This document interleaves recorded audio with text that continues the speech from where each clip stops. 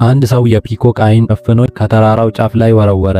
እንደ አፈታሪኩ ከሆነ ፒኮክ ባረፈበት ቦታ ሁሉ ወርቅ ተደብቋል። ይህንን የሰሙ ሰዎች በደስታ ተውጠው ወዲያው በዚያ የሳር ክዳን ላይ መቆፈር ጀመሩ።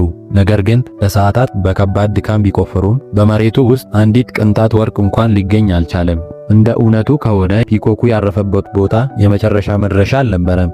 ፒኮኩ ክንፎቹን ዘርግቶ ዳግመኛ መብረር ጀመረ። ወደ አንዱ ጎሳ ግዛትም አመራ። ከዚያም በሚያብረቀርቅ ትንሽ ተራራ ላይ በቀስታ አረፈ። ተራራው ሙሉ በሙሉ የወርቅ ተራራ ነበር። ይህንን ያየው የጫካው ጠባቂ ወዲያው ለጎሳው መሪ አሳወቀ። መሪውም ዜናውን እንደሰማ በሺዎች የሚቆጠሩ ወታደሮቹን ይዞ ወደ ቦታው አመራ። ወደ ቦታው ሲቀርቡ በአይናቸው ፊት የታየው የወርቅ ክምር ሁሉንም አስደመማቸው። አንደኛው ወታደር ራሱን መቆጣጠር አቅቶት ወደ ወርቁ ተራራ ሮጠ። ነገር ግን በድንገት ጥፍር ቁጥር የሌለው ዘንዶች ከሳሩ ውስጥ ወጡ። የወታደሮቹ መንገድ ዘግተው ሙሉ በሙሉ ከበቧቸው።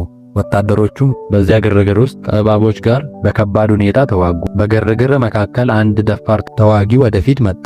እያጠቃው የነበረውን የእባቦች ንጉሥ በረጋ መንፈስ ይዞ ራሱን ቆረጠው፣ አካሉንም ወደ ጎን ወረወረ። ከዚያም ሪልጋር የተባለ ዱቄት በዙሪያው በተነ። ይህም ቀሪዎቹን እባቦች እንዲሸሹ አደረጋቸው። ነገር ግን ይህ ሀብት በእባቦች ጎሳ እንደሚጠበቅ በልቡ ያውቅ ነበር። ወርቁን በእውነት ለመውሰድ ከእባቦች ንጉሥ ከሜዱሳ ጋር መጋፈጥ ይኖርበታል። ሁለተኛ ክፍል ለማየት ከፈለጋችሁ ላይክ እና ቪዲዮ ቲዩብን ሰብስክራይብ በማድረግ ፋሚሊ ሁኑ።